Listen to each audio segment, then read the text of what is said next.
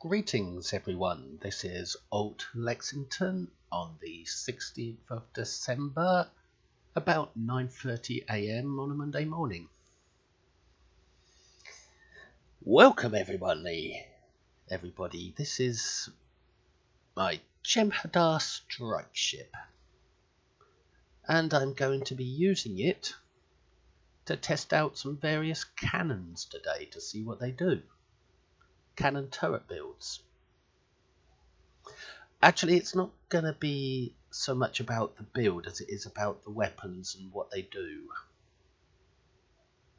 I'm an engineer for Starfleet, a human, and let's have a look at the build.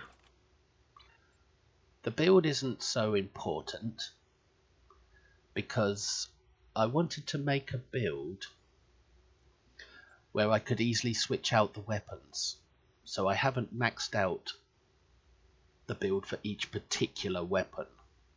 I wanted something a bit more general so I could switch weapon energy types quite easily without having to change anything else. So as you can see in my inventory here, I've got all kinds of cannons. We're going to be testing 1, 2, 3, 4, 5, 6 different types of cannons today in this video,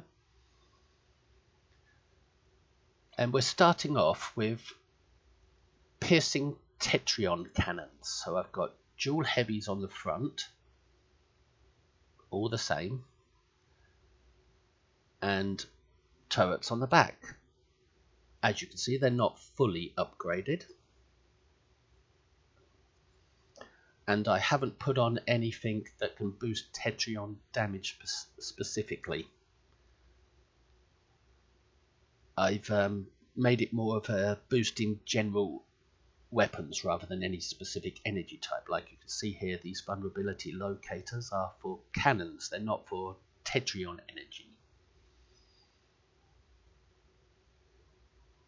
I needed a bit more survivability since I'm not building for a specific energy type, so I put on Bounty Hunter Strength, a lobby store console.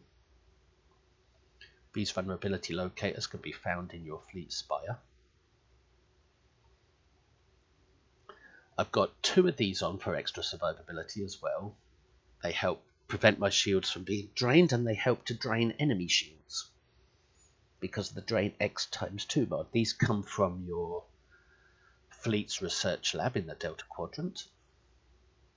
2 lobby store consoles here that I consider standard. We've got the bioneural infusion circuits for the extra crit severity, and the tachyokinetic mostly for its turn rate. Chronoton drive actuator, that helps my shields a bit, that's why I've got that on there. And for cannons, I've got this Chronoton actuator comes from the Temporal reputation, I believe. And this is a lobby store console, I believe, the weapon sensor enhancer. And I've got this on for the cannons. This gives you plus 42% accuracy rating. And accuracy is rather important when you're using cannons, especially if you've got a single target build, which is what this is. It uses rapid fire rather than scatter volley. So it's for single targets, not for multiple targets. I've also, for the experimental weapon, I've just put on Voice of the Prophets because everybody has that since it's free from a Bajoran ship, a Bajoran escort. I've got the Fleet Colony Deflector for its crits. I'm not sure why I chose the Romulan impulse engines. I just felt like trying something a little different, and they give you extra flight speed, which is good for an escort because you need to be able to turn and fly quite fast. Escorts don't have much survivability, so they need to go a bit faster in order to avoid being shot at. Speed increases your defense rating. I've got the Colony warp core because it's a good warp core, but it doesn't pair with the colony deflector because they're not as set pieces.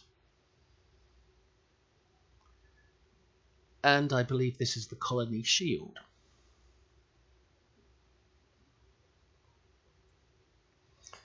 If we look at my stats, you can see that I haven't got much hull or much shielding, but then this is an escort, so you can't expect much. I've got a good power transfer rate. My resistances are better than you'd think for an escort, but still not brilliant.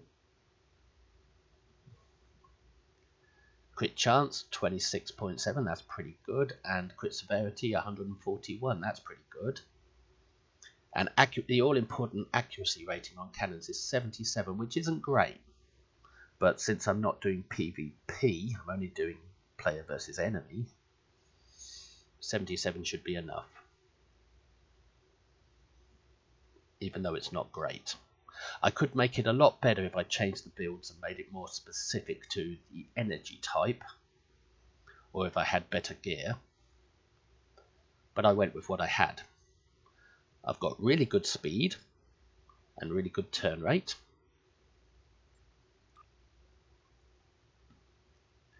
My drains are so-so. My control resistance is so-so. I wouldn't say it was brilliant.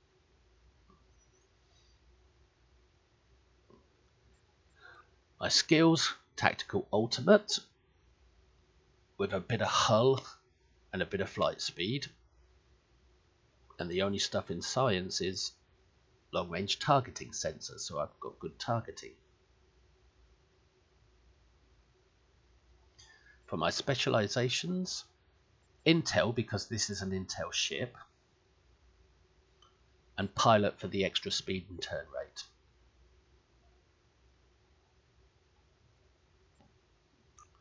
For my traits, cannon training, superior accuracy. Accurate, this comes from the fleet, I believe it's called K7 space station. The original series space station, a fleet location. Precise, which gives even more accuracy, especially versus small targets. Crit chance and crit severity, that's not very good, but it is a percentage rather than just +1 and +2. Duelist fever for the extra accuracy. Shield technician, so I've got better shields because the shields aren't very good on an escort. This is for the minus threat generation mostly,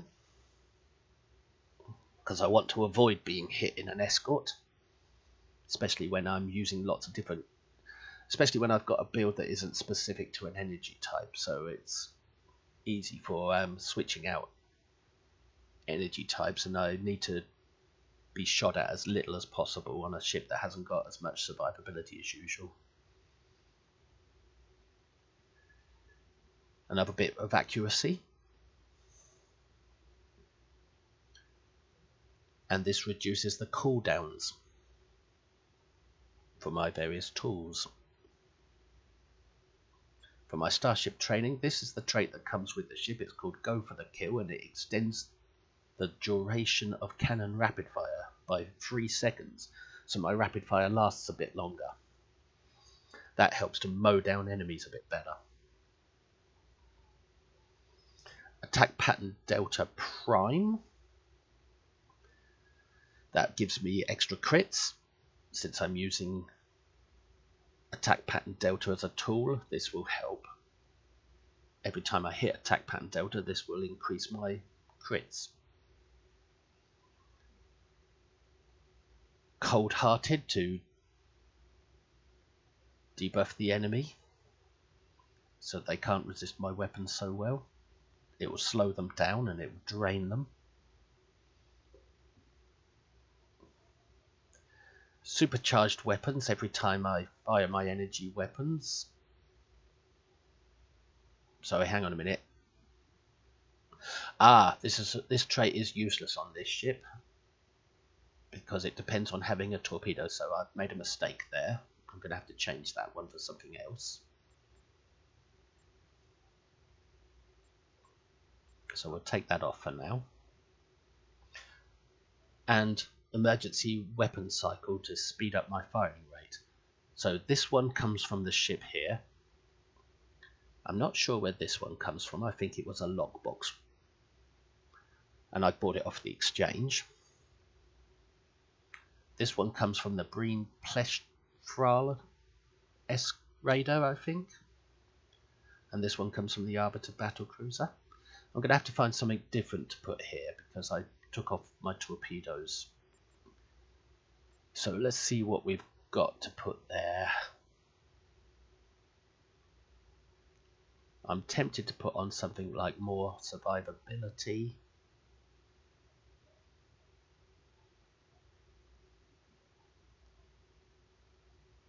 But we'll see what we've got. Ah, here we go. Rapid fire and beam overload from temp. No, that's not going to work. Ah, directed energy modulation. Damage buff to rapid fire and beam overload from temp buff abilities and directed energy modulation. I can't see that I've put on directed energy modulation, so I won't be using that.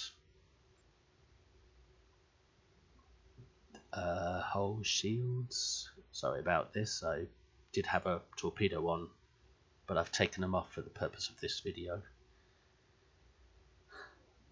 Extra shielding.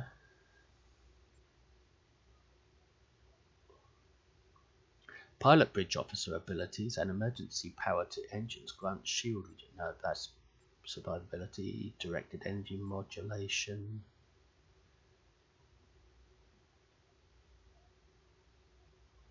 Enhanced power or pilot abilities grant accuracy, penetration, and subsystem offline. But I'm not really using my pilot abilities. I've just got pilot specialization on for the extra speed and turn rate. I haven't really got the tools.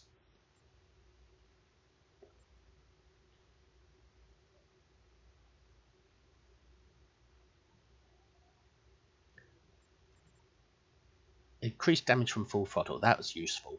That comes from, I think it's the Presidio, but I can't be sure. That might be the one to go with. Increased damage from full throttle, and since I always stay at full throttle, this might be very useful. Accuracy buff from weapon buffs. Ooh, that might be interesting. Activating any weapon enhancement ability removes 1 debuff effect, grants +5 accuracy buff. Stacks up to 4 times. But I think I've got enough accuracy for player versus enemy, and I think I'd get more from +2 damage stacks up to +20%. That's quite a lot. I think that would help out more.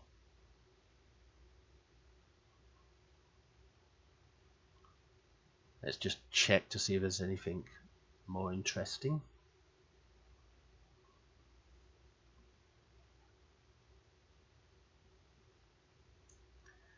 No, I think I've got what I need here.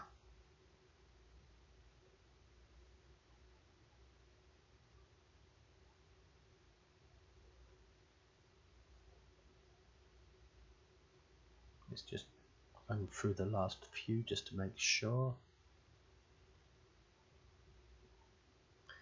As I say, this isn't really about the actual build of the ship, it's more about what weapons I'm using this video.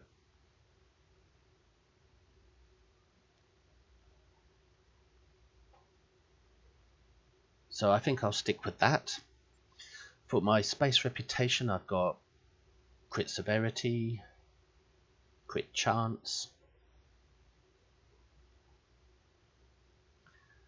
This will put this will help prevent me from being hit by weapons. It will debuff the enemy weapons.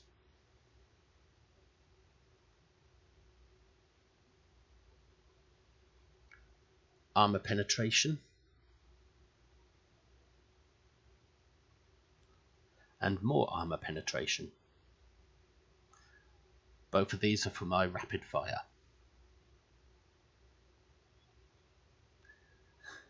So basically it's a single target build. I haven't paid too much attention on the actual build itself because I'm more about testing cannons on this. So I've got my engineer here. He is a Nausicaan, if we find him. You can see that he's his traits, he's got pirate. You can get a Nausicaan from leveling up one of your commendation schools to rank 4, and then you go to Admiral Quinn's office and can select this officer with a space trait. I've got another engineer here. That is Holographic Uhura. If I can find her, where is she? There she is. And she also has 2 space traits, the standard human one and technician.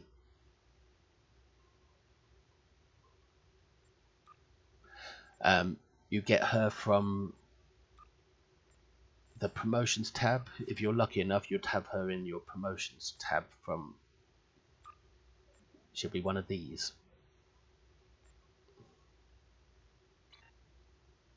So that's 2 engineers. I've got engineering team,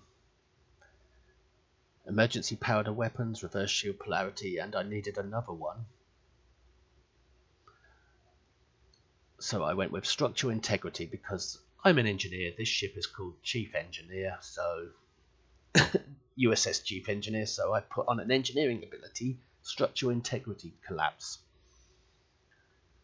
which will help weaken the enemy to allow my cannons to do more damage.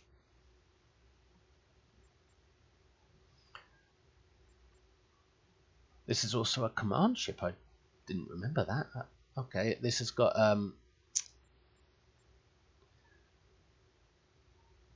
this is my hierarchy bridge officer. He comes from a Delta Quadrant episode as a reward, and he has pirate space trait and efficient. It's important with your bridge officers to find ones that have space traits. And he's using science team to heal my shields and hazard emitters to strengthen my hull. Just like engineering team strengthens your hull, but hazard emitters does it a little better. The reason I went with reverse shield polarity instead of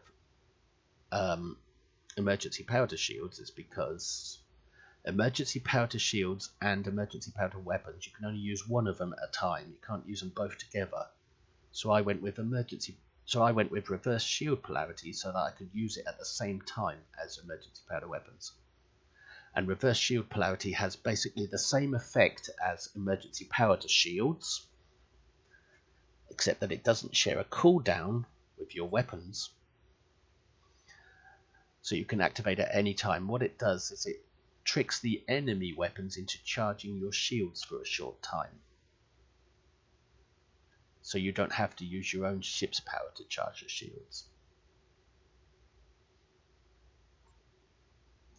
Now for my 2 tactical officers, they're both from the Fleet Embassy. We'll show one of them. Superior Romulan Operative for crits, for extra crits. These ones are some of the best officers in game, these Fleet Embassy ones. You go to your Fleet Embassy and you select the rare blue male Romulan bridge officers, and you can promote them to make them purple. And only the rare blue male will have the superior Romulan operative trait.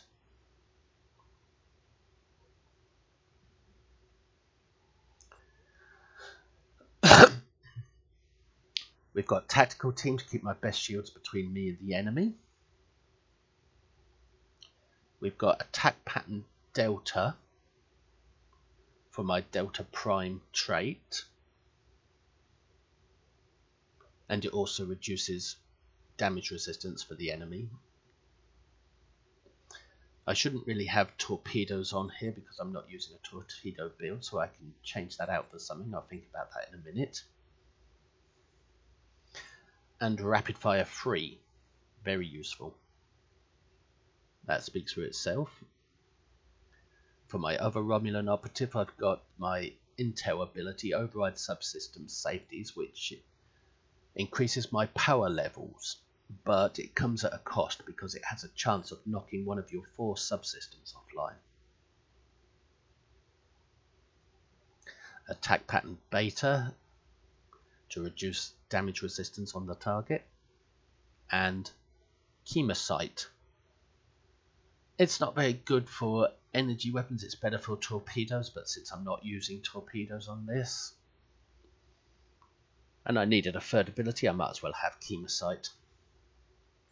Now I'm going to change out this torpedo because I'm not actually using torpedoes on this build. So I wonder what I should put in. I'm thinking I'll put in beam overload. No, hang on. Beam scatter. Sorry, fire at will. Now, fire at will isn't needed with cannons, but there is purpose to put it on because I can switch out one of my traits. I can take this trait off and I can put on another one, a more useful one, and you'll see why in a moment if I can find it. Where is it?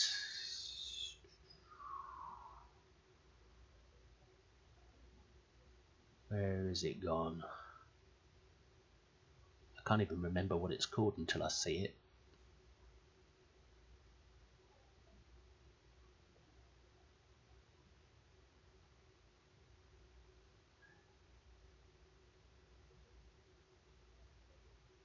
It's here somewhere.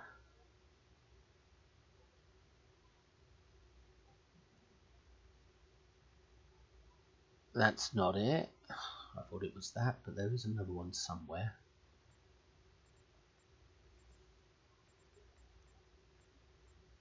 It's a trait where fire at will enhance cannon rapid fire.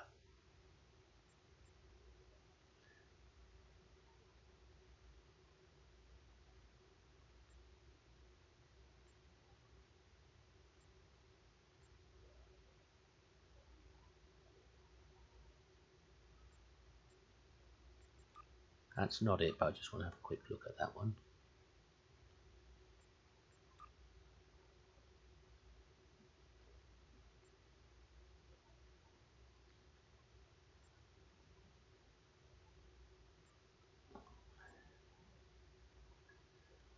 I should have prepared a bit better before making this video, but we'll find it.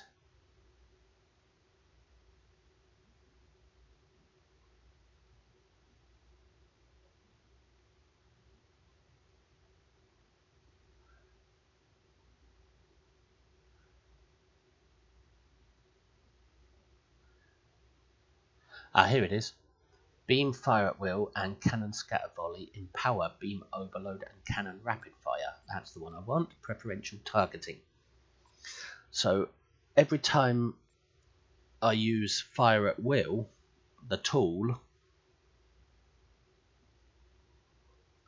my rapid fire cannons will be enhanced.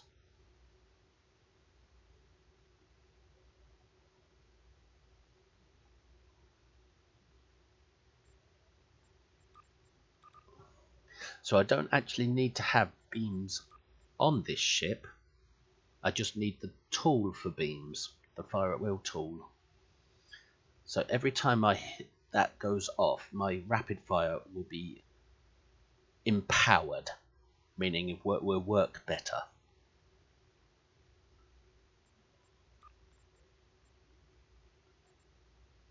Yep, beam fire at will and cannon scatter volley empower beam overload and cannon rapid fire. After using beam fire at will or cannon scatter volley, plus 100% damage to beam overload and cannon rapid fire. So every time I use this with this trait, it will empower this. Or at least that's the theory.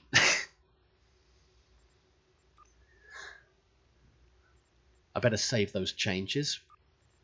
Although it was working pretty well when I tested it just now without those changes.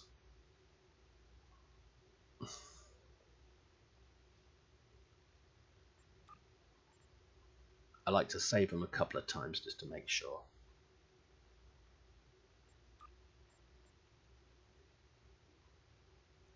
Because I don't trust loadouts, because you always end up with unsaved changes even though you've saved them 10 times in a row. Now for my duty officers.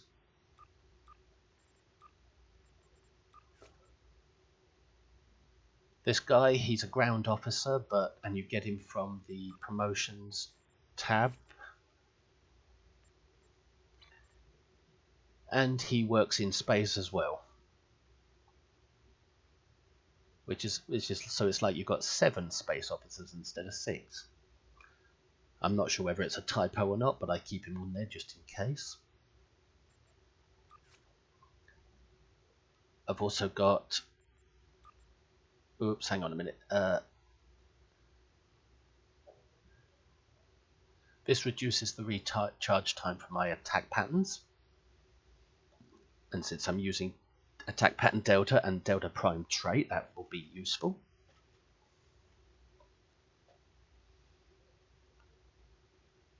This one gives me accuracy, which is useful for cannons. This one plus critical severity. This one plus critical chance. And 2 damage control engineers to reduce the cooldown for my emergency powder weapons. So that's the build, but it's not an important that what the build is. It's because, as I say, I'm testing cannons. Let me just salvage this rubbish, get it out of the way, because I'll be collecting a lot of loot during these patrols. I'm going to be doing patrols with these cannons. I'll try and go through it quite quickly because I don't want the video to be too long.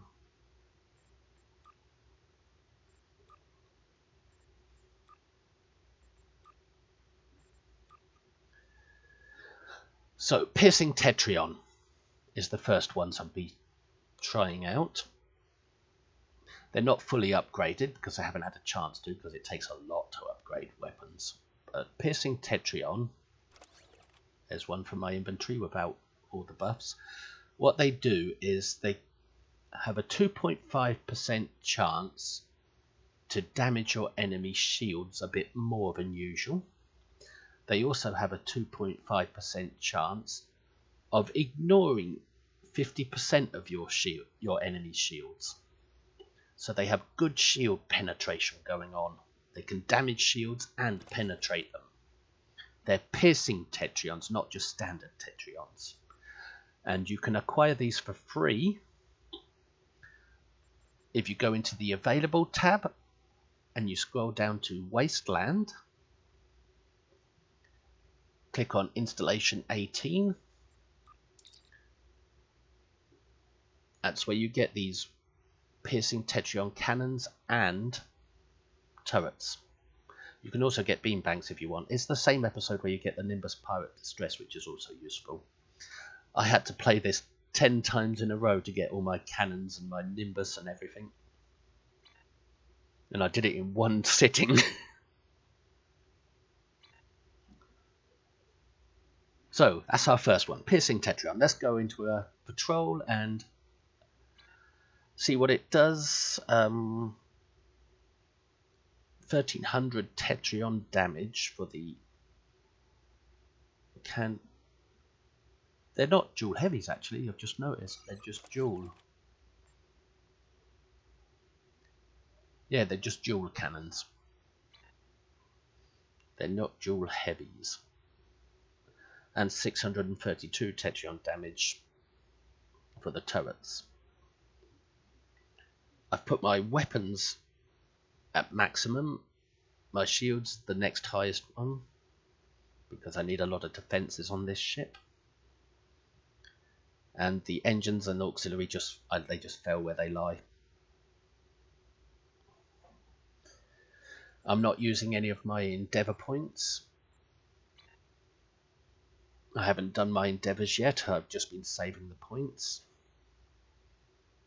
That comes from being a 700-day vet. That's from my pilot manoeuvre, my pilot specialisation, and that is from one of my traits.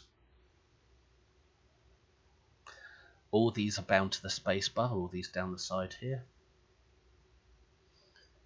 And I've left these empty. This is where I'd normally put tools that are for specific energy types. I mean, when I build for a specific energy type, I'd get extra tools and I'd put them here.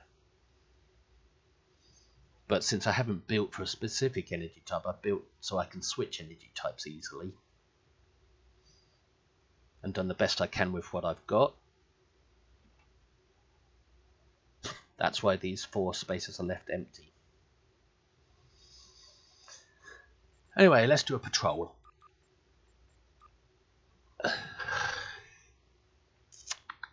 Which one shall we do first? Well, might as well do the first one on the list. And this is on advanced difficulty. As to check your difficulty level, you go to the In Progress tab and look down here, advanced difficulty. Now, there is quite an easy possibility that this ship will die.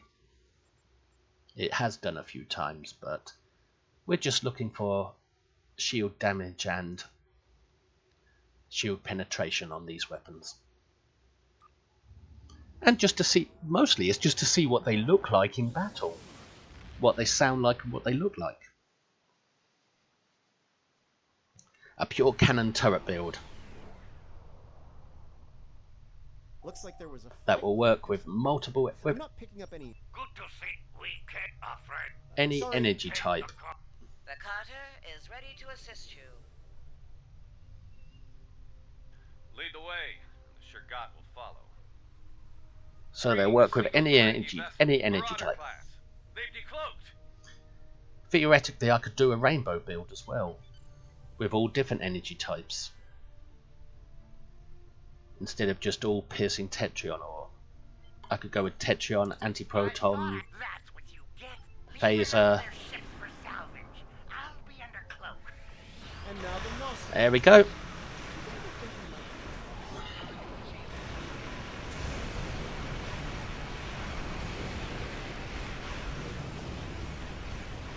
As you can see, my own shields aren't that good, because it's an escort. But I'm getting some good damage out of these. That was a turret kill there.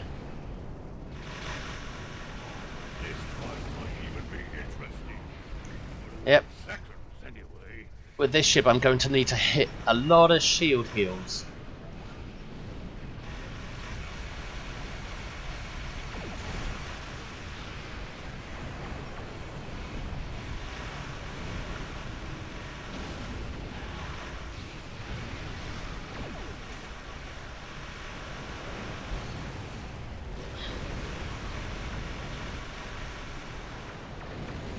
And you're going to have to avoid warp core breaches. As you can see, my shield's almost flat. I've almost flatlined. Well, there's good news and bad news. The Ferengi. Okay. That seemed pretty good. Before These weapons do seem to be working, even if they're not fully upgraded. Give us the spores.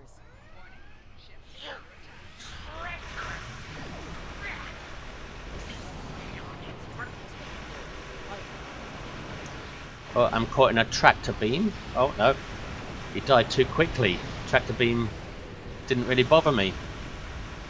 Let's see what the turrets are doing.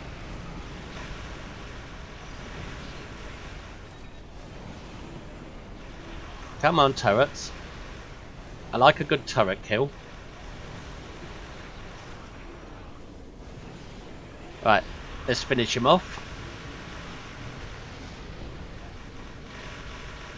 Turrets, turrets, turrets. Come on. Let's do a turret kill. Nice. That was that damage to shields. He couldn't. His hull couldn't withstand without any shields to shore it up.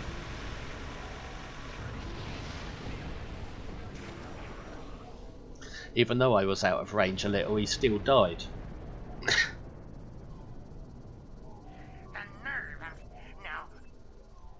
So these piercing Tetryons, they kind of fire little circles of energy at the enemy.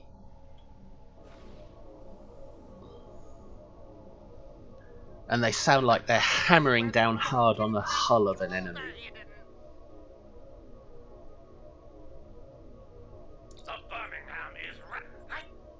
They're quite fun to use, these ones. Because they just look different. They look better on scatter volley, I would believe. But they're like little circles of energy being fired.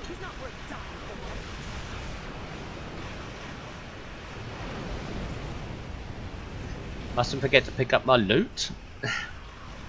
That's normally what gets me killed because I'm too aggressively going after loot. Oh, look at that flak damage. That's not bad.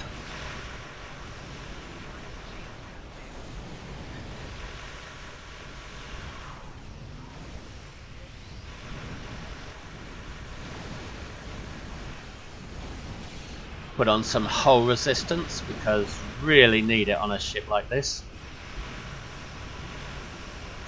Structural integrity collapse fires like a cone of energy at your enemy from in a 360-degree arc. So you can always use structural integrity collapse if it's called down. My piloting isn't very good because I only just logged on. I put out a little decoy there, rotate my shield frequency in the hope that will help with the tractor beam, but it doesn't. He's got a really powerful one.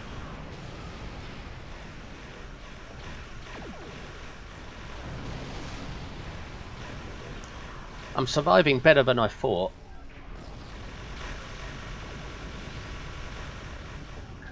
I love it when that rapid fire really kicks in. I mean, look at that crit, 50,000 on weapons that aren't really upgraded, and no torpedo. There goes structure integrity.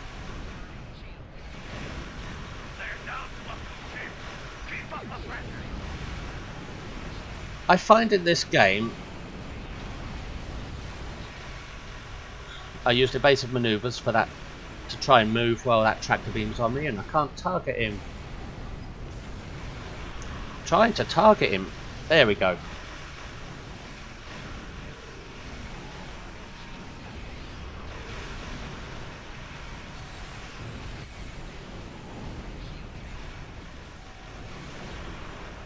I'm getting a bit confused now with all the explosions going on, but that's okay. I'm surviving better than I expected. Structural integrity collapse again.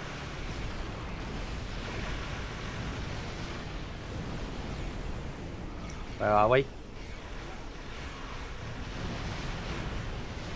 Accuracy against small targets helps there.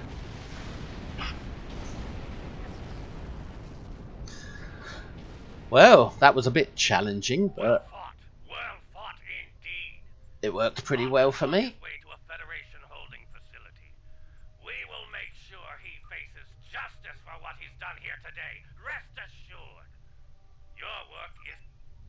Whoops, I forgot to pick up my reward, but it should still be there when I warp out. Or it should automatically pick up.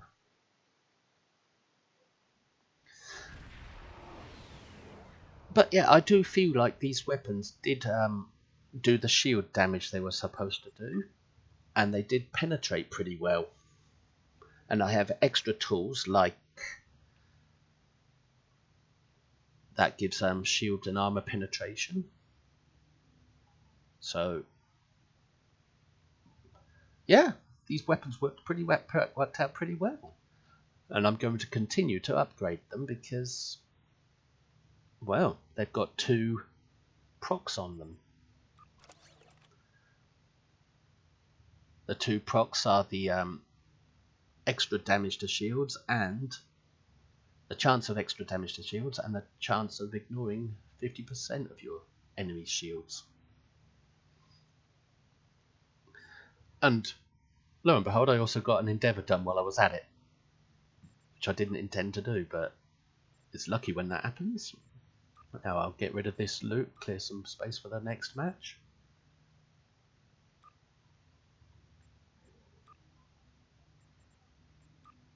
I salvage everything salvageable and discard the rest. That gives me plenty of salvage and a lot of energy credits.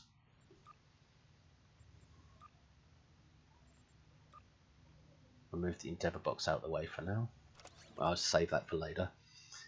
So let's switch out the weapons now and go with something else. What shall I use next? I think I'll use my Antiproton temporal defense weapons.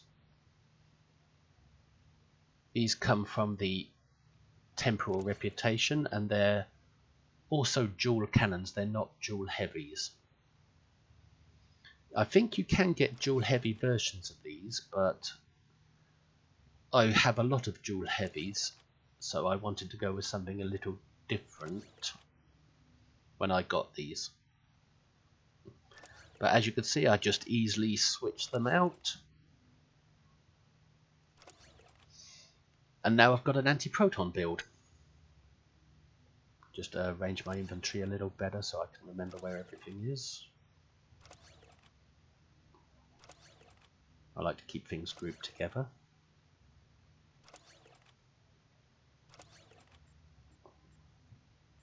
So let's see what these ones do.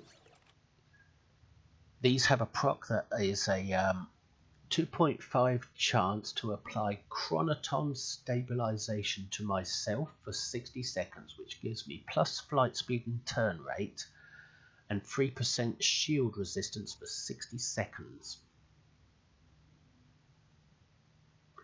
So these should increase my speed and turn rate, basically.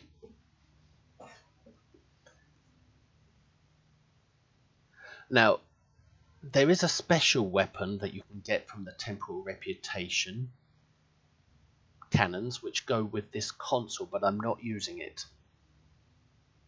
I'm not using the special Temporal cannon, because I think the special one is... I remember now why I bought just dual cannons instead of dual heavy, because I think the special one is just a dual. Let's check the reputation to make sure. Temporal reputation. The special weapon would be... they are dual heavies. So I don't know why I went just dual. But I think at the time I was just wanted to try out dual because I had a lot of dual heavies. But one of these weapons, probably this one best of all, would go with the console to make a 2-piece set bonus, which would be extra damage, but I haven't gone with that. I just wanted to try out the flat cannons as they are, with a little bit of upgrading, of course. Anyway, I'm going to save these into position, and we'll try out Temporal Antiproton cannons. As you see, I didn't make any other changes, just changed the weapons, because that's what this build is about, just flipping out weapons nice and quickly, changing energy types. So let's do another patrol. This time we'll do research and rescue and search. Oh, I didn't check what damage they do. We'll do that in a second. Good to see you, my friend. As you can see, I'm in the Shut up, Kamaki. We can ponder. Right, these ones are doing 1400 antiproton damage for the cannons, and the turrets 573. So the cannons are a bit stronger than the Tetryon ones, but the turrets are a bit weaker. But they should give me extra flight speed and turn rate. With any luck, if I'm interpreting things correctly. And look, they put out a kind of rainbowish colour, even though it's not a rainbow build.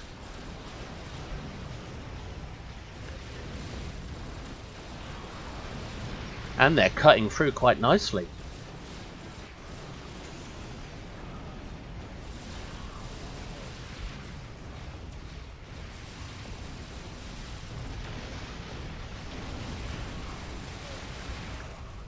Eat up those Klingons. And there, I did get extra turn rate there. I did get my 2.5% chance there. What is 2.5%? That's 1 in every 50 shots. Sensors are clear. 2 of our ships. Will give you the turn rate. And that's a lot of shots from That rift's cannons. unstable. We need to hurry, or those ships won't make it. Your cannons fire a lot of shots per cycle, so... And it's every 50th shot should give you a flight speed and turn rate boost. Klingon vessels are warping into your position. Oh, what did he hit me with? Better put on some resistance just in case to counter whatever it is he hit me with.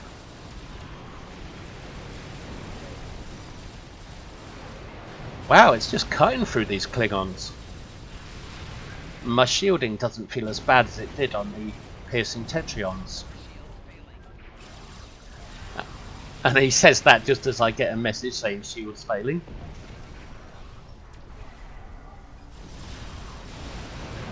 But my shields do feel a little stronger even though there's nothing to strengthen them. Maybe that console is working with these weapons even though they aren't the special weapon that comes that provides the 2-piece set bonus. Truly the blessing. Our systems are coming Under the circuit. if you feel that. Now here comes the real test of this patrol, Regroup with Kumarke. where we defend Kumarke. Bad news, I'm afraid. Klingons are approaching our position.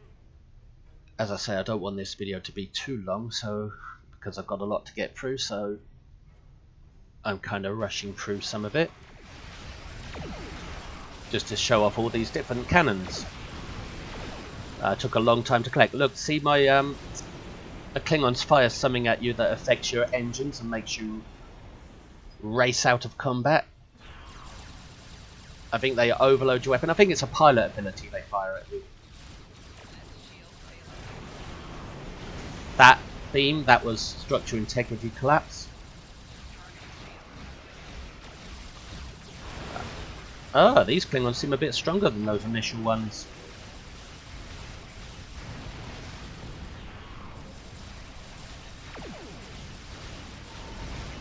Put on my resistances with brace for impact. And I was too busy concentrating on picking up loot. That's why I died. I should have hit a heal instead of picking up loot. I was focusing on these take loot buttons rather than looking at my hull. So that was my own stupid fault. Greedy. Being greedy, picking up loot. That was my bad play that got me killed there, not to do with the build or the cannons or anything.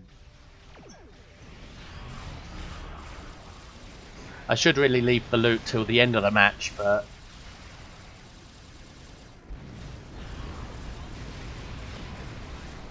now I've hit my super engineering heal. Miraculous repairs.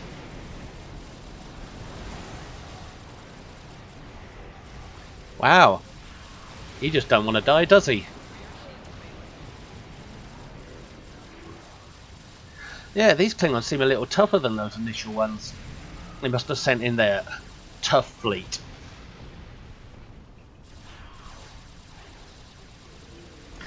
I like the look of these cannons though, because they look almost like a rainbow build, but it's not a rainbow build.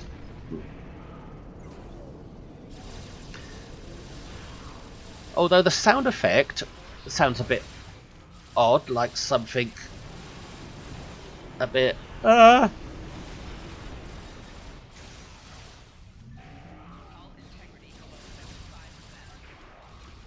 It sounded kind of like... I'm dying here, I'm going to have to do something.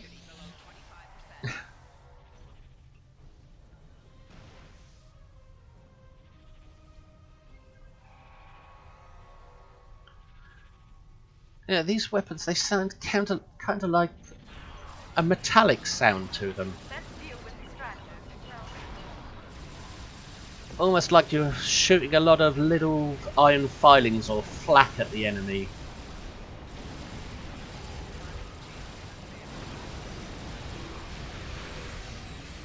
Yeah, these are killing me off, I think. I'm struggling here.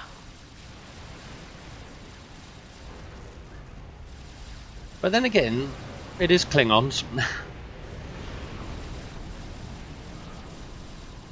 Had structure integrity collapsed there. I found structure integrity collapse to be a rather useful tool to have on board for an engineer. But I'm not unhappy with that performance. In the meantime, we'll remain here to complete our research. Safe travels to you. I didn't have the survivability that I hoped for, but I'm not unhappy. Pick up my loot. I think that was the... Indeed.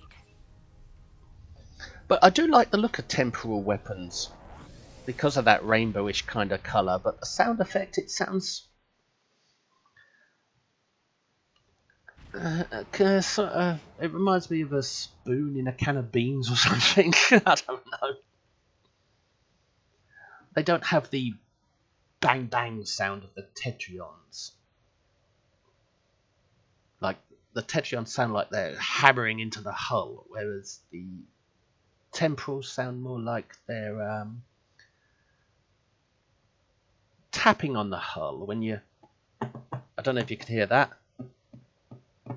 When you do that thing with your fingers. Rather high-pitched version of that.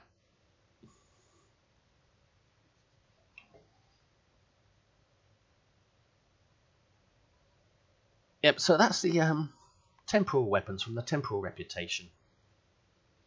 If you want to buy them, you just go into your Temporal reputation, you go to the store and look for cannons. There's the ones I'm using, but I would recommend going for the Duel Heavies rather than the Duelers. I think I just went for the Duels because I had already got a lot of Duel Heavies and I wanted to try out Duel cannons. They cost dilithium. I wouldn't advise upgrading them because you can't swap them with your account bank. They're bound to character. Unless you really like them, then you can upgrade them like I intend to.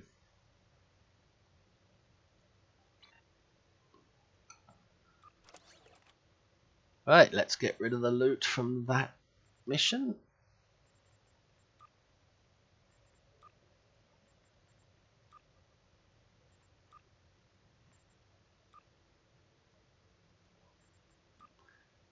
And let's try another energy type, shall we?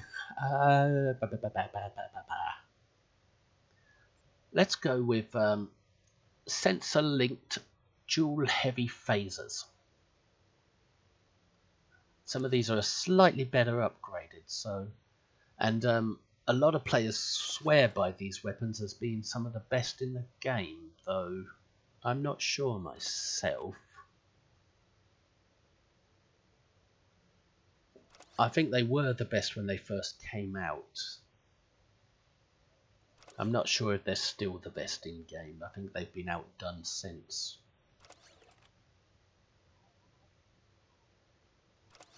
I'm not sure what by though. I don't think there's much of a difference between energy types these days. I think maybe Polaron is doing slightly better these days than sensor-linked phasers, but I can't be sure on that. I don't keep up with the latest meta builds and stuff. I used to, but it got too expensive to keep up with all the latest stuff.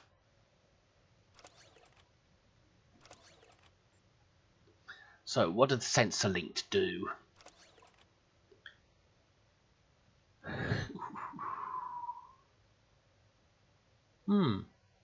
What is their proc?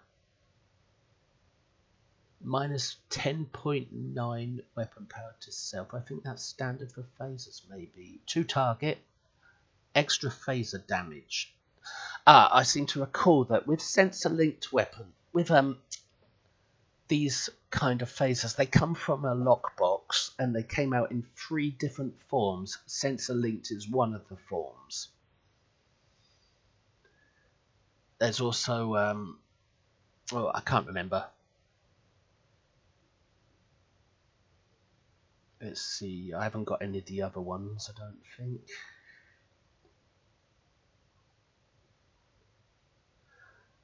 But these days, lockbox weapons, they do come in usually in 3 different forms.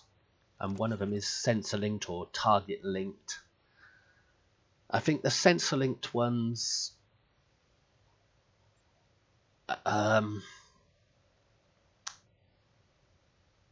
let's have a look at the more details. Maybe that will tell us. Sensor-linked weapons provide a passive boost to starship weapon amplification and starship defense maneuvering. So these will make your weapons a little stronger, apparently, and give you a bit more defense. There are other versions of these phasers. I think they also come in 3 disruptor versions as well. Sensor-linked disruptors you can get, and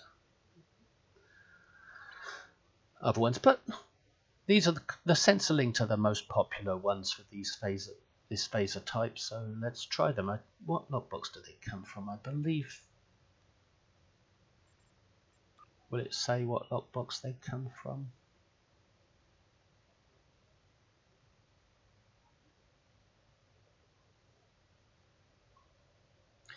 No, I can't see what lockbox they came from, but I do know they came from a lockbox.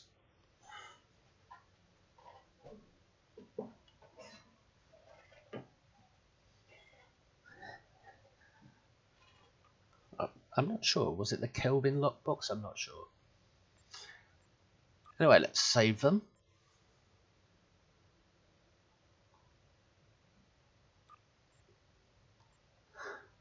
I seem to recall. I'm not sure I like the look of these weapons very much when they're firing.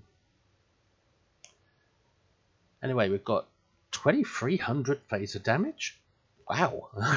They are a little upgraded, but that's much more than I expected compared to the other weapons. And for the turrets, 700. So let's try a patrol with these then, shall we? I wonder what patrol to do.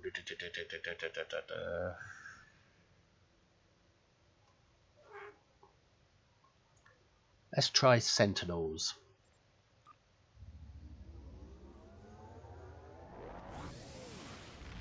So these give extra damage and a little bit more defense rating, so I shouldn't die as easily.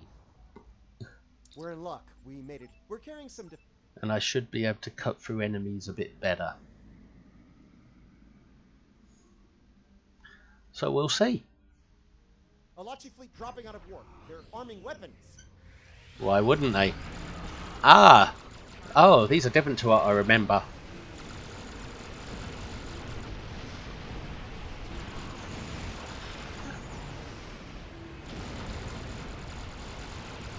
Ooh, they are doing a bit of extra damage as they're supposed to for the upgrade and for the proc.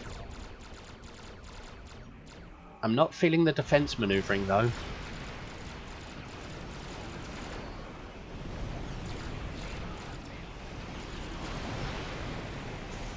Bit of structural collapse on him.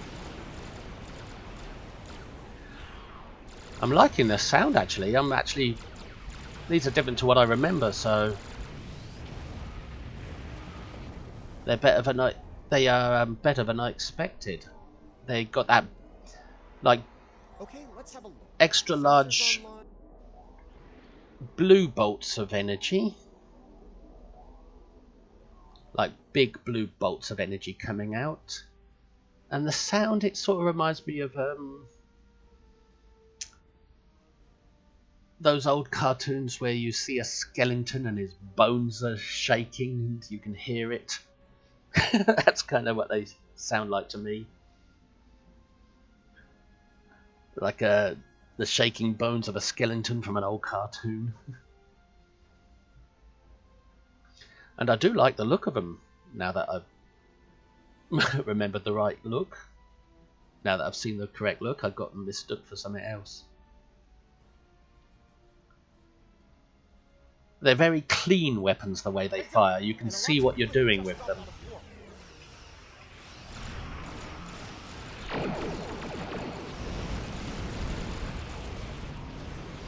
Oh, those Alachi are tricky, the way they spore jump.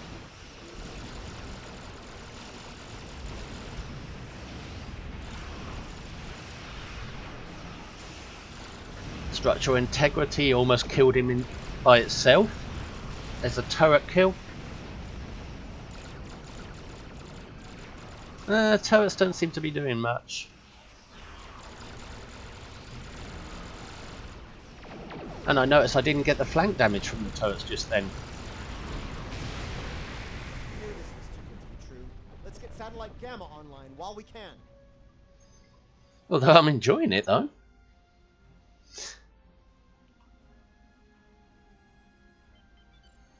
I'm enjoying it more than those Antiprotons. Those Antiproton Temporal ones looked good, but that was about it really. Whereas these ones feel good.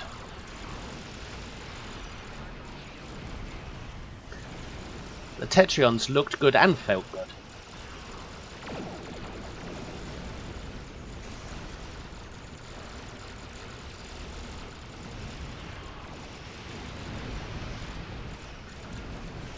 The trick is for me to not be so greedy with my loot and leave it until I finish the fight.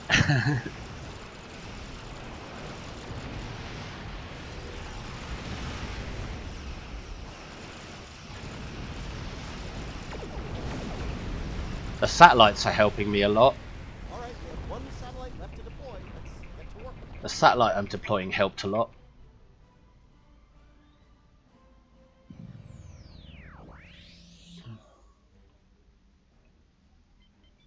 Oh, we're going the wrong way.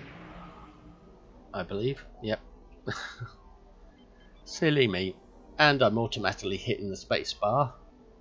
Spamming that space bar for no reason. They're hitting satellite Alpha again. Yep, they skipped a satellite.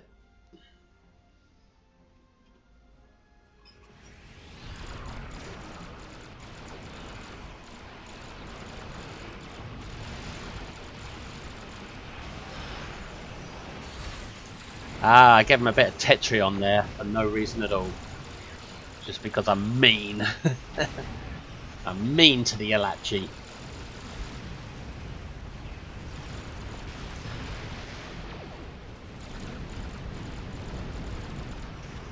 I normally click on a target. Most of the time I let the auto-targeting select what I'm shooting at. But I do click on some targets sometimes if the auto-targeting is targeting the wrong thing. We're going after satellite Delta. Yeah, well, satellite Delta can wait for a moment. I've got loot to pick up. I'm as greedy as a Ferengi when it comes to loot. Whoa. Sometimes my clicks don't work because of my internet connection. I mean, I tried to come out of full impulse just then, but I had to click it several times to get it to work. So I overshot my target. But that's mostly my internet connection that does that. There, select a target, because the auto fire wasn't working properly then.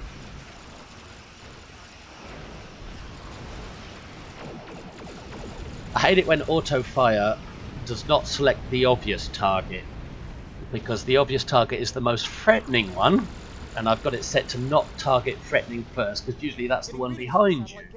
Looks like an Alachi flagship.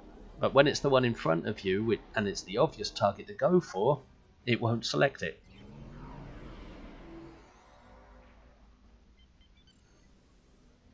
That's the problem with a single target build. Not targeting threatening first means that you sometimes aren't targeting the obvious one that's right in front of you.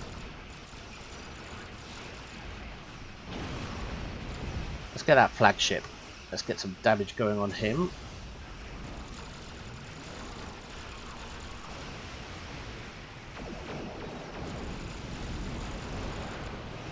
Yeah, we've got some good damage going on him.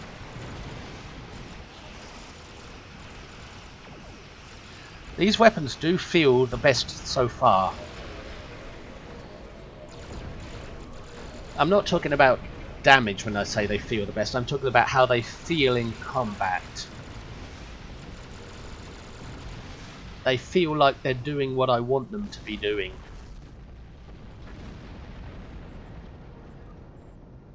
I mean, the Tetryon, the piercing Tetryon, they looked good and they felt good. The Temporal Antiproton, they looked good but they didn't feel great. But the sensor linked ones, they felt like they were doing exactly what I wanted them to do. So they felt good and they looked good. So that's a 2 for 1. Highly recommended.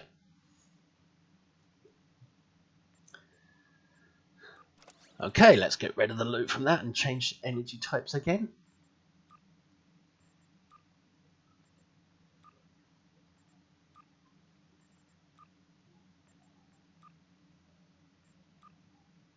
See, sometimes my clicks are a bit slow because my internet connection isn't the greatest.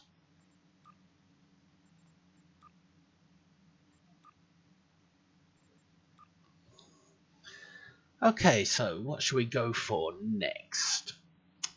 Well, we're going to go for Kreiger-Wave Disruptors.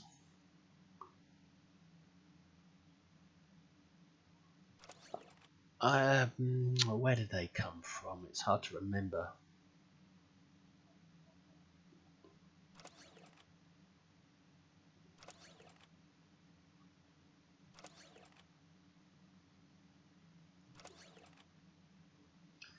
I was using them on my, I believe it was a Miradon Raider.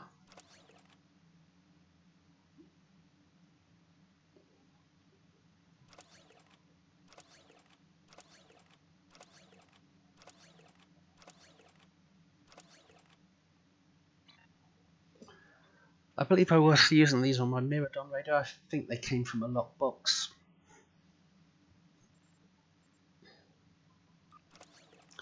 Let's see what they do. These are Disruptors. And they have a 2.5 chance plus 25 drain and control expertise. So these will help drain the enemy shields and the power systems, I believe. And they will help me resist control effects. I'm not sure, I could be wrong, but they may have came from a Sona lockbox, although I could be wrong about that. Kreiger-Wave Disruptors. We'll give it a quick save on both my loadout slots.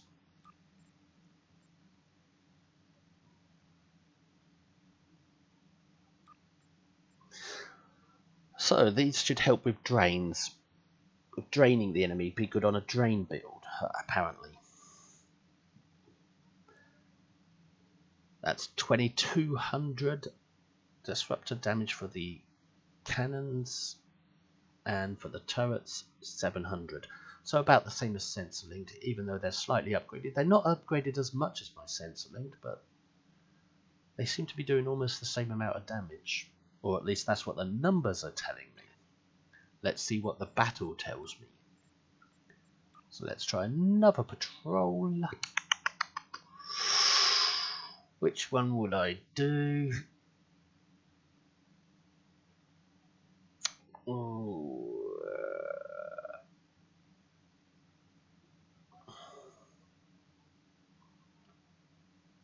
I think new last system fighting the Vadwa, that's a bit suicidal, but we'll give it a shot.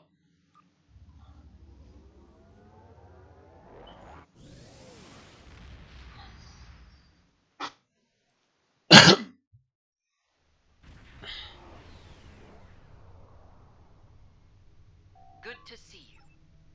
We will count. We want. Okay, let's gather some intel.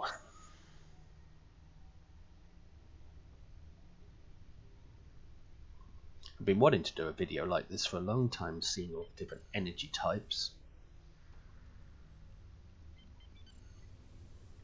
Right, one Vadwa will pop out in a minute. Coming here was foolish. Now suffer the fate of all fools. Now, I love the look of these. The ship is disabled. Time to acquire their data. I love the look of these weapons. They're sort of reddish bolts, but they're not as big as sensor-linked balls of energy. But they're a nice reddish colour. We have the data. But the sound is awesome. Whoa, I'm in the middle of all that crap.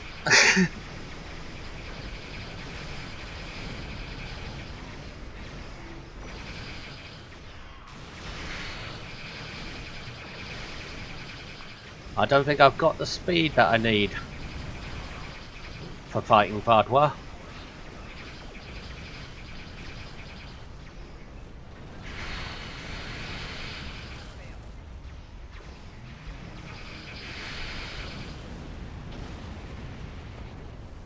I think these weapons are more suited to a scatterbomb build than a rapid fire build, but The legendary initial.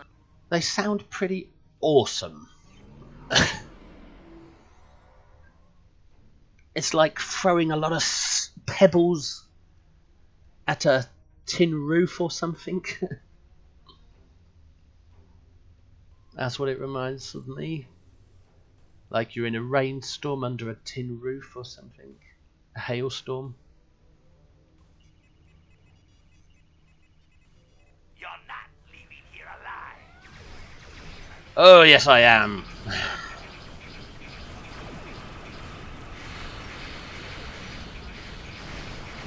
Excellent.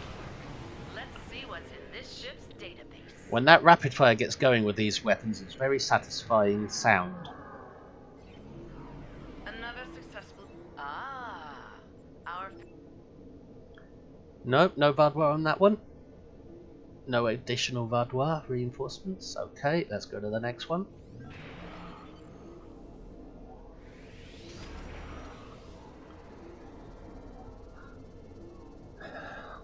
So I'm supposed to be getting extra drains, and I think it's working. These drains, they're working quite well. I'm not sure about the control assistance is working very well, but the drains are. Uh-oh. Yes, that was control assistance. I got caught in, I think it was a Vadwa constriction anchor just then, and my control assistance did seem to kick in. Destroy them. Open fire. All Though I can't be sure.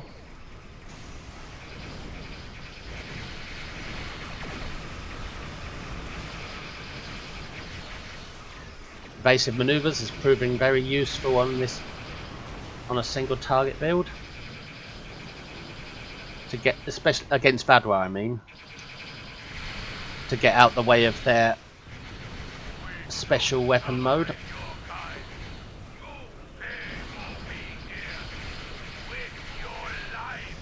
I love the sound of these weapons. Absolutely brilliant. Best yet.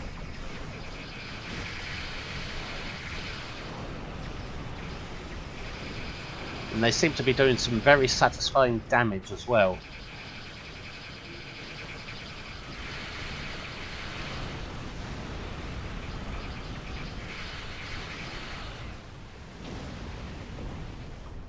It's the power of rapid fire.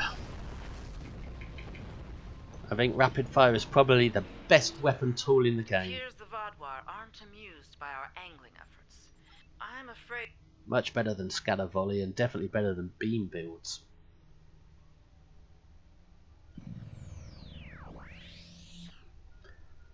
And at fire at will, it is working to empower my rapid fire. In fact, it's working very well.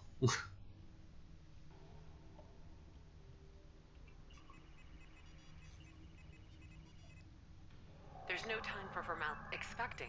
Your time has passed. The Vadwa gotten wise to my trickery now.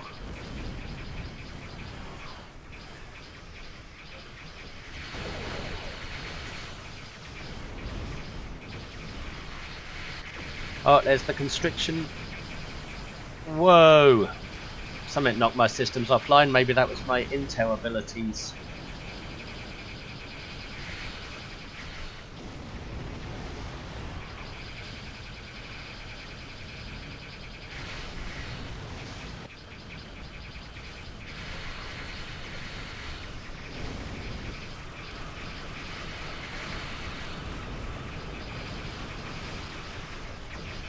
I should really be going for the big target most of all, shouldn't I? Oh look, it's wrecking him!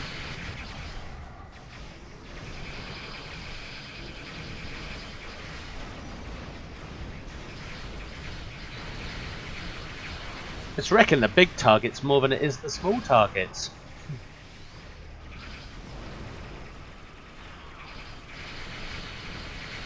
I think these weapons are good to use against a boss or something.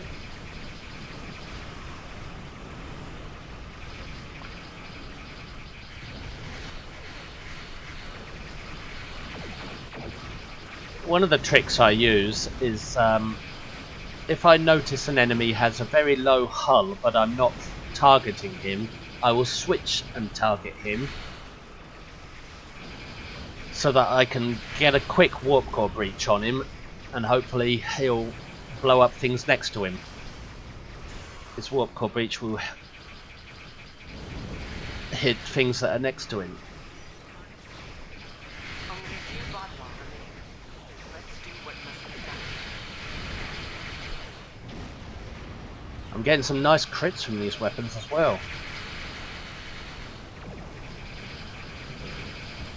It could be because I might have remodded them.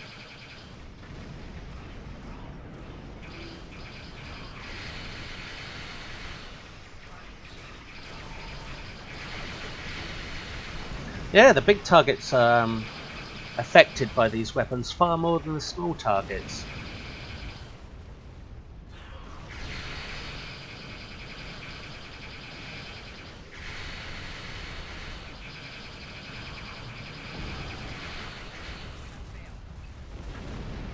Is that it?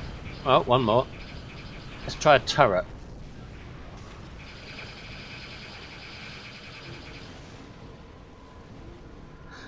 Wow, that was very much fun. I love these weapons now.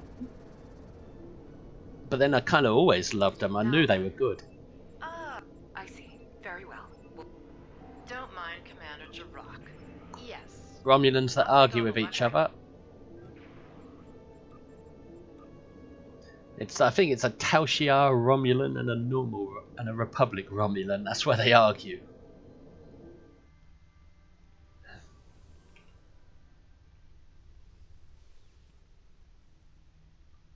Anyway, pick up the loot.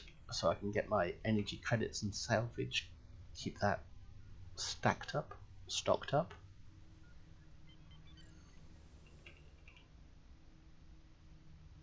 I'm so glad that this game is giving some attention to patrols these days. I've always thought that we need more patrols and better ones, and however, I do think you deserve more of a mark reward from patrols, because you're putting in just as much effort as you are on a team match, which does give more marks. So I think patrols need more mark reward, but I'm so glad they're giving them some love and making the patrols better, adding in some new ones. It helps the solo player out quite a lot, and I am a bit of a solo player. Don't mind, Command. Yes. Well, I'll take all the... So, Kreiger-Wave Disruptors. Red bolts of energy, not as big as sensor link phasers, but their sound effect is bloody awesome, especially when that rapid fire gets going, and they seem to be able to do better against big targets than they do small ones. Or at least that's my opinion so far with them. Right, let's discard and salvage.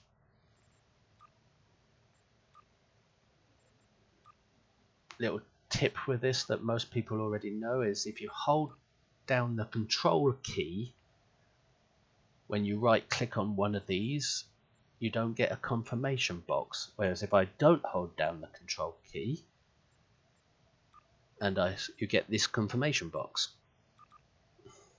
But if you're holding down the control key, that confirmation box doesn't appear.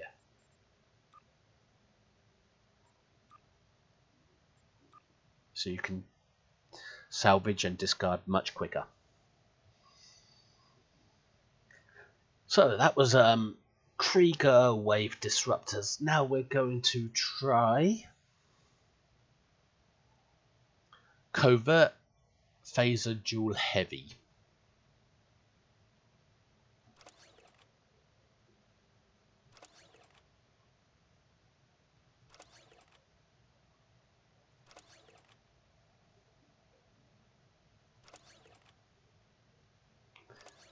I seem to have upgraded these quite a bit more than the other ones, but that's because I love these weapons. A lot of people don't like them very much because I don't believe they're the best for DPS. That's why people don't like them so much.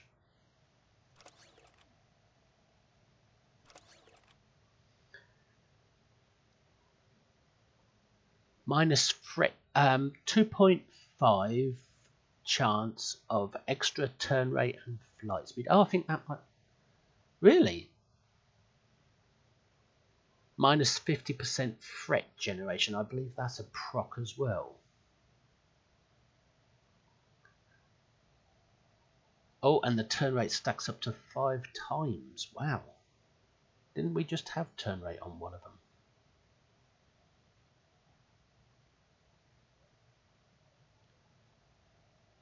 Yes, it does turn rate just like the Antiproton ones do, but more so. Because it stacks up to 5 times, plus 50% minus threat generation. I didn't see that on any of the other ones.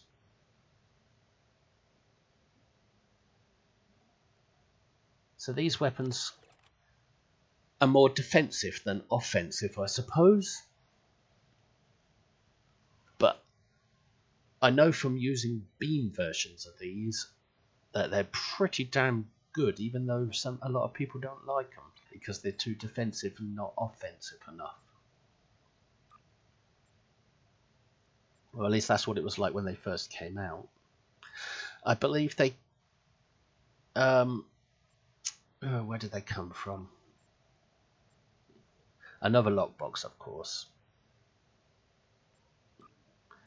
I think it's the Section 31 lockbox, I'm not sure. But I know from experience with the beam versions of these that I put them on my prototype Dreadnought and I was able to sit anchored in advanced matches and just wreck everything with fire at will.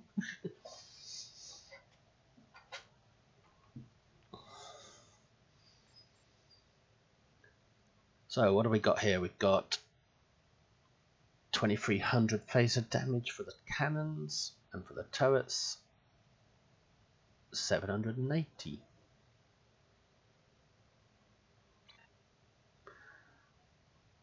So it's minus threat generation and additional speed.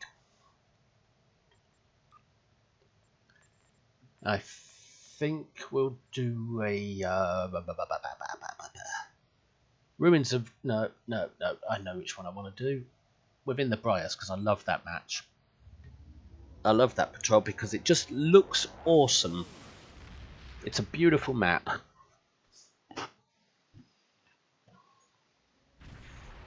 A lot of people don't like it because of the targeting of the I'm gas. picking up signals from automated harvestry units. But that doesn't bother me. I'm betting the Mokai will come after us after we take out their tech. Stay sharp. And the last battle in this is a bit difficult as well. The last group of enemies. And you're fighting Klingons that have that pilot weapon that pushes you out of combat, similar to when you're in Japori and a Stinger hits you. A Stinger ship. Shutting that thing down.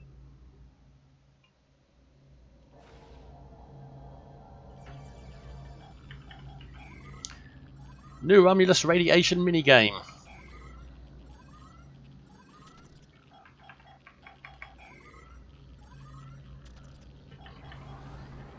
I use the arrow keys for that.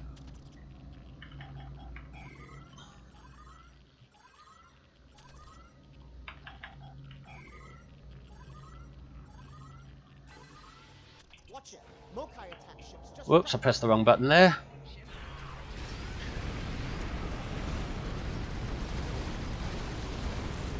Ah! It's hard to see what they're doing, what they look like. Hate to say I told you so. Because I'm targeting all the Metrion gas at the same time. But it's like they're firing tiny little red bolts with a streamer behind them. And they sound like they're giggling at the enemy, like hee hee, giggling like a deeper giggle. It's like, I'm gonna get you, hee, but you can't get me. Hee. And they seem to That was fire fast. Predictable, but fast. more bolts per wave, per cycle. And you can also hear them hitting the hull, which is what I really like.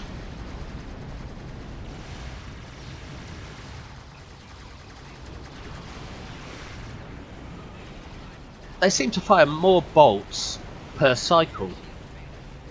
Although the bolts might not be as powerful individually, but they make up for it with the additional shots fired. Sensors are clear for now. Let's deal with that part. Why do I keep targeting the Metrion gas? Because I don't really care what I'm targeting as long as I'm shooting something. Now these weapons, they're bloody awesome fun. They sound good, they look good. And because they seem to be firing more shots per cycle to make up for each shot's individual lack of individual damage. It's like you're throwing darts at the enemy. A continuous stream of darts.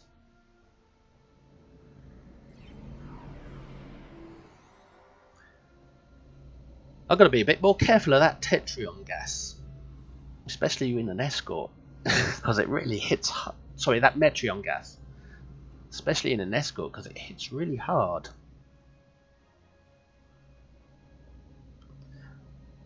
Now this is the difficult one. Klingons. A lot more Klingons. We're in trouble. Yeah, we are. See, they've hit me with that thing that you've got to use engineering team to recover your engines.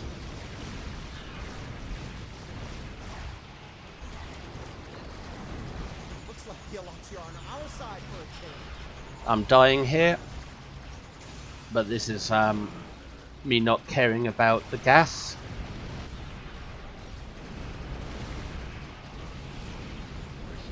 I'm trying to get a good shot of these weapons to show on this video. A good camera shot. There we go. That's what they look like.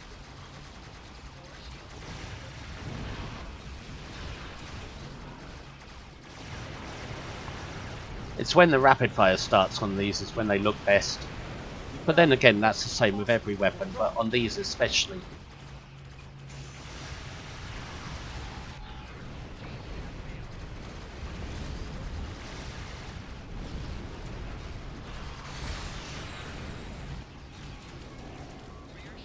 I need a bit of healing, I think.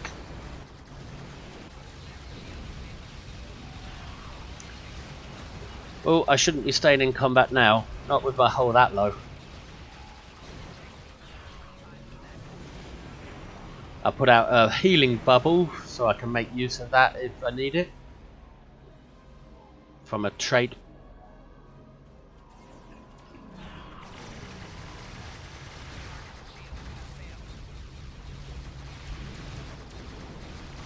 I know from experience these weapons are good and they do seem to be performing as expected.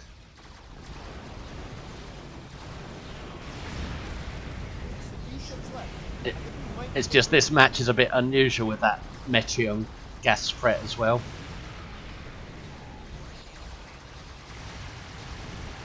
Whoa! Smack 'em hard!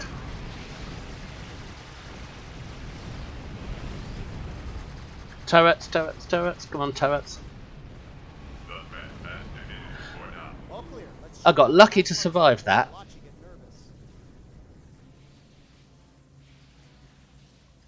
Because of my bad piloting, I got lucky to survive that, but that's why I like this match a lot, because of the challenge this Metreon gas provides. Look at that. My hull is terrible on this, but the extra defense rating is what kept me alive from these weapons. 50% extra defense rating.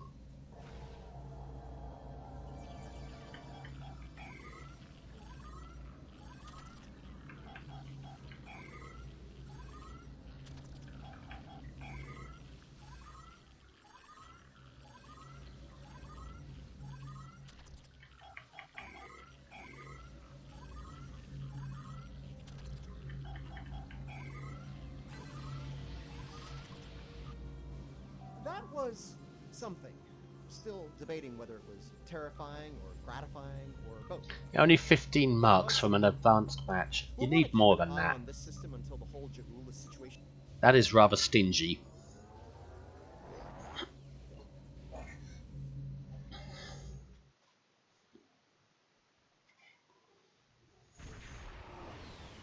You need about 45.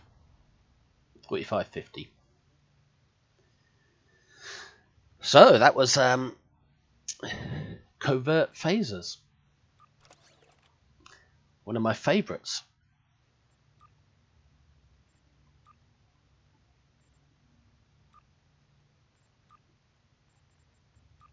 Yep, get rid of my loot that I don't need. I don't need any loot really on this character. Not any of the drops anyway. Yeah, so they're little red balls of energy with a trail behind them. They seem to fire more shots per cycle to make up for their lack of damage. And you get a good effect when the rapid fire starts pounding on the enemy hull. Good sound effect.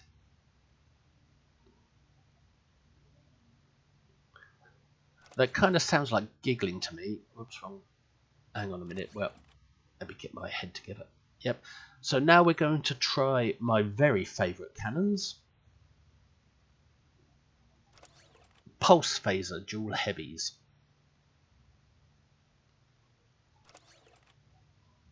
And you can tell they're my favourite because I've fully upgraded them.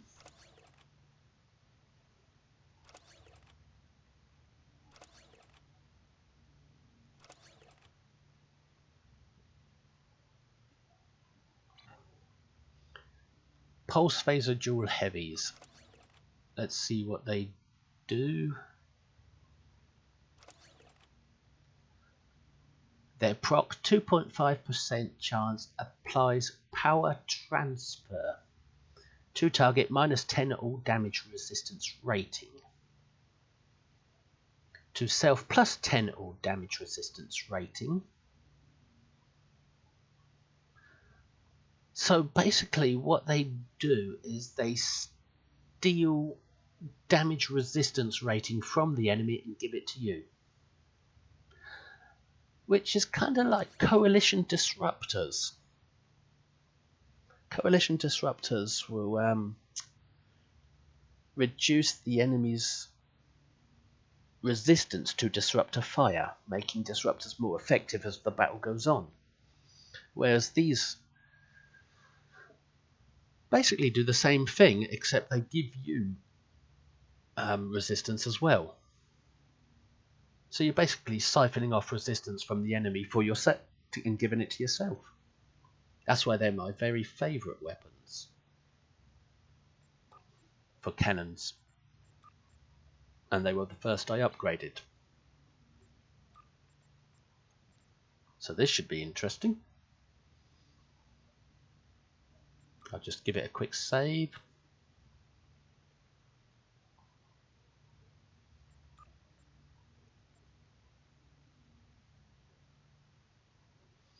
Okay, that's all saved. And we expect more damage from here, 2300. And 800 on the turrets, not bad. I would have expected more damage from them, but you don't need from them because they're epic. But you don't need the extra damage because you're reducing the enemy's resistance. So that will provide its extra damage in a sort of cloaked manner, sneaky way. I mean, the less the enemy can resist your damage, the less damage you need to do to hurt them. Okay, let's queue up another patrol. Let's go to our Gala system, which is a very popular one. A lot of people do a Gala system, that's why I saved it for these weapons. Because I wanted to use my favourite weapons in a good patrol, a popular patrol.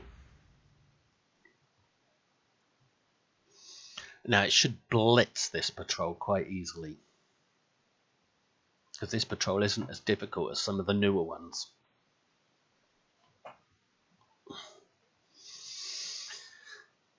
Yep. So it's taken a while to load those, probably because there's a lot of players and a lot of instances of this patrol.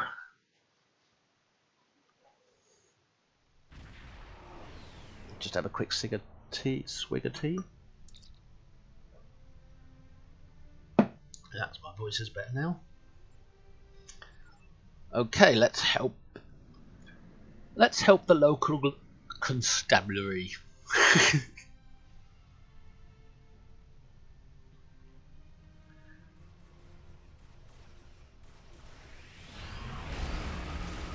Now you see why they're my favourite.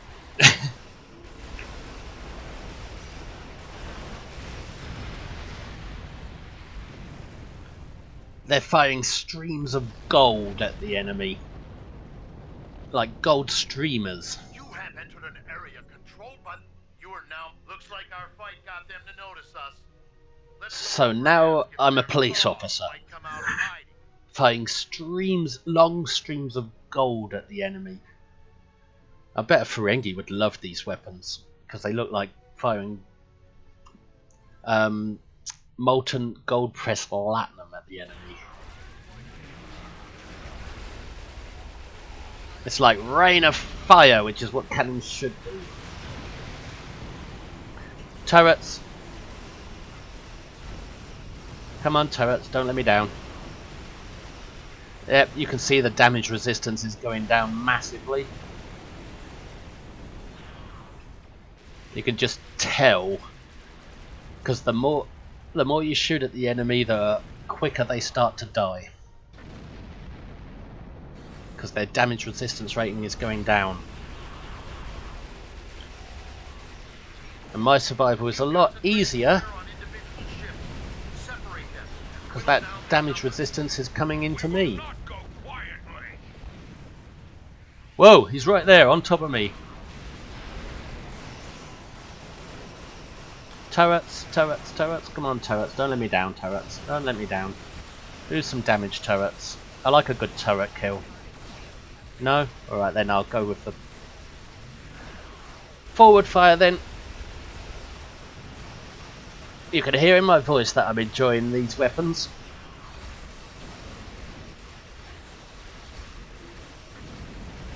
Yeah, I love that stream of molten gold. You will stand down and surrender to the Benson Guard. Sensors are picking up small habitations in some of the asteroids, possibly consistent with mole holes and temporary hideouts.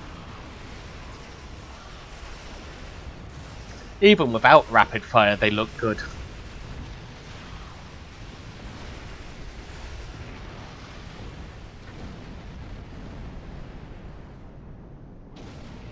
And as you notice, I'm not needing hardly any healing. But then that might be a result of our Gala system being a little easier.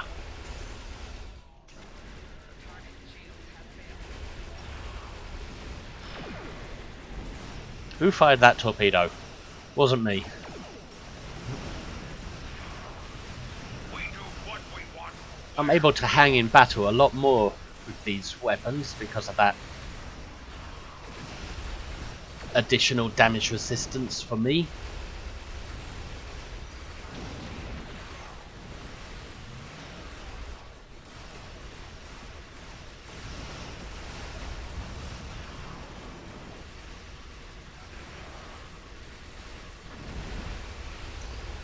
I'm glad I put some turn rate on this ship.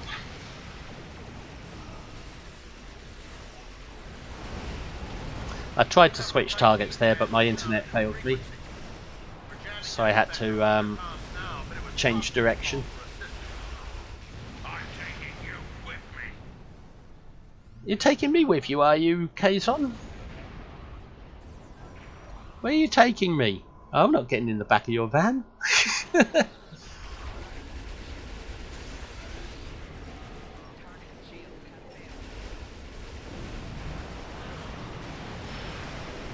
All it took was one pass on the boss and one strafing run at the boss, and he was down.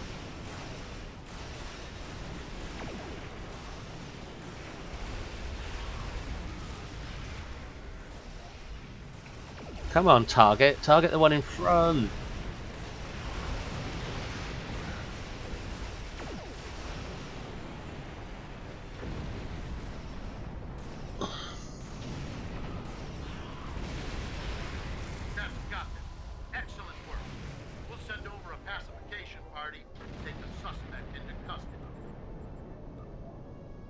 Well, that was a lot of fun. We recommend that you get underway and head. The Kazon have. We have the suspect. I did feel much stronger, a much stronger hull. I feel like my hull was a lot stronger in that, and my shields were a lot stronger. I was resisting the damage a lot better, and it was just melting through the enemy. But that's not just because the weapons reduce the enemy's resistance, but also because, well, they're epic weapons.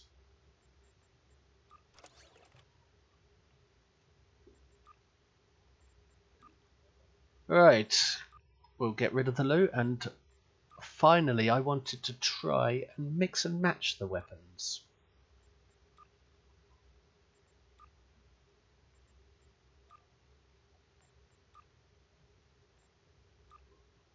I wanted to go through all these weapons here where I've got 5 cannons and 5 turrets of each, because some ships have 5 forward weapons and there's one ship in the game that has 5 aft weapons. So I collected 5 of cannons and 5 turrets for that purpose.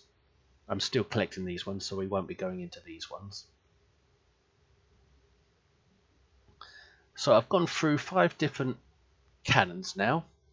And now for the final thing, I'm going to mix and match. You might call it rainbow cannon build.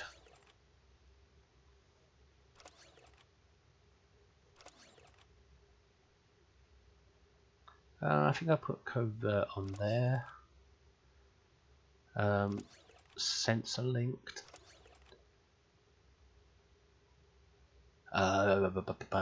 Antiproton turret.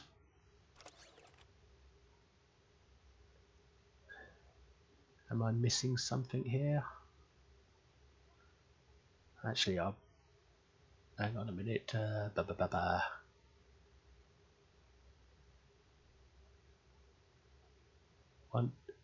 One, two, three, 4, 5, 6 different energy types we've gone through. 4, 5, 6, yep.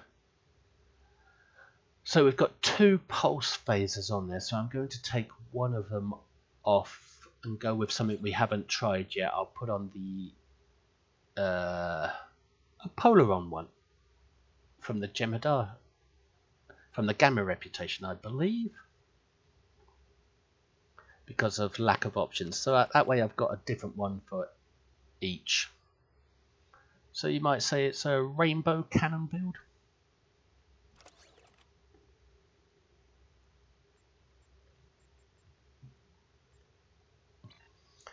Now, I haven't tried this before.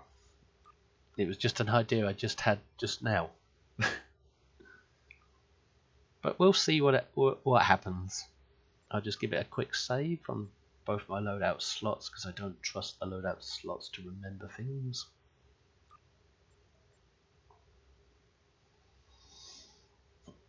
I would advise, if you were going to do any of these cannons, to put at least 1 torpedo on your ship though, because it helps out a heck of a lot.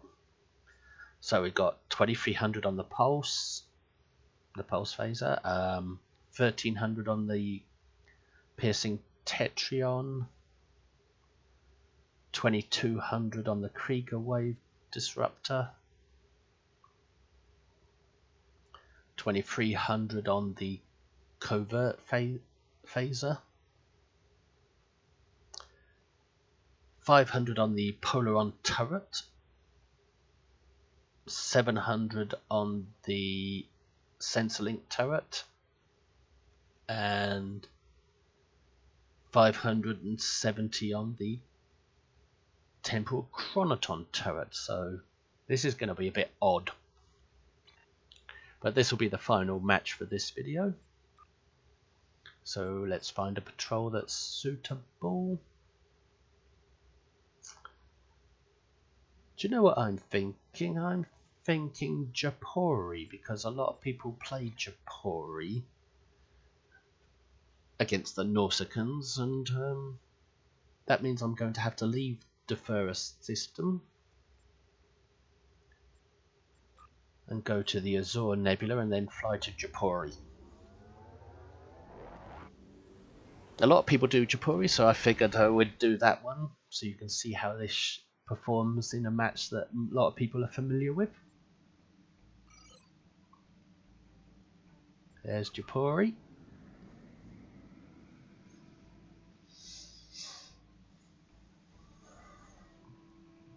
So I thought, I've been wanting to do a video like this for a long time because I thought it would be interesting to let people see the different energy types all in one video together. Because I've always wanted to see that. I figured if I want to see it, why not do it myself? One day I might do it with all the weapons fully upgraded. But that's going to be years from now because I've got so much that needs upgrading. And it's too expensive to pay for it all. So I usually just grind it out. Grind out the long-term projects. So here we are, Japori Advanced. Play Dom Jot Human. That's what the Nausicans say, don't they?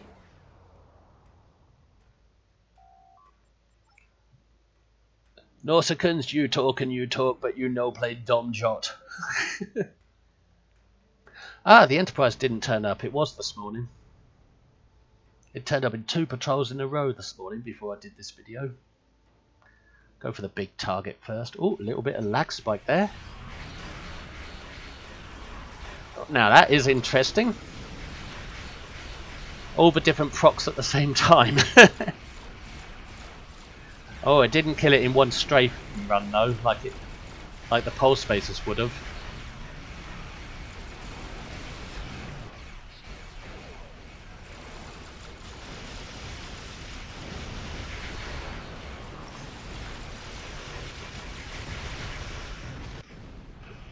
The thing is, with rainbow builds, you get all the different procs. Whoops, I hit miraculous repairs by mistake. I was aiming for engineering team. But you can't help. You can't be hurt by extra healing. Unless you're a really bad pilot like me.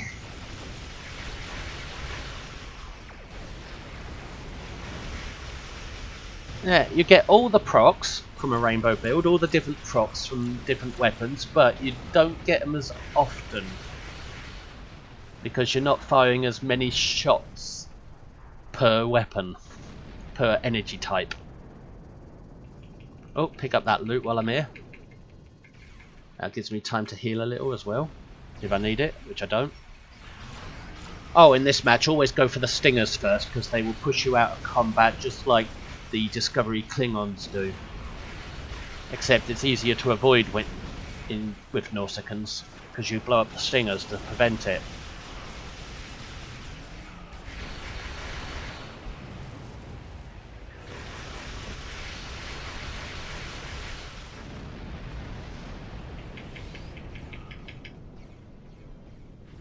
Right, where are they? Oh, they were late! Hey, Nausicans, you were late!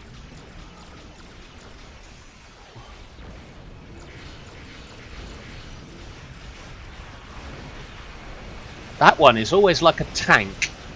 That Nausicaan.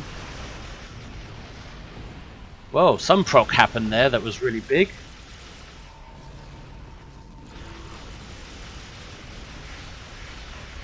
When all the procs line up at the same time, if they do that, it seems like you get really massive boost. Although my shields are really badly affected by this.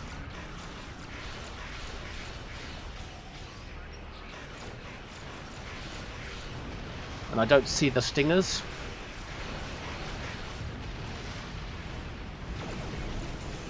My hull feels a little stronger, but my shields feel a little bit weaker. And my turn rate doesn't feel as good.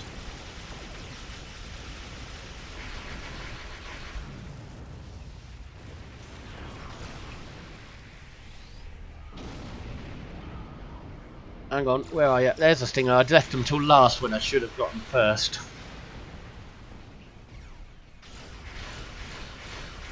If you can't see where your target is because it's a small fighter or something, just hit the tab key and hope that it gets targeted. So that was a kind of rainbow build, and I feel like I did get all the procs at once on one of those targets. So with a rainbow build, you do get all the different procs, but you don't get them as often because you're not getting as many shots from each energy type.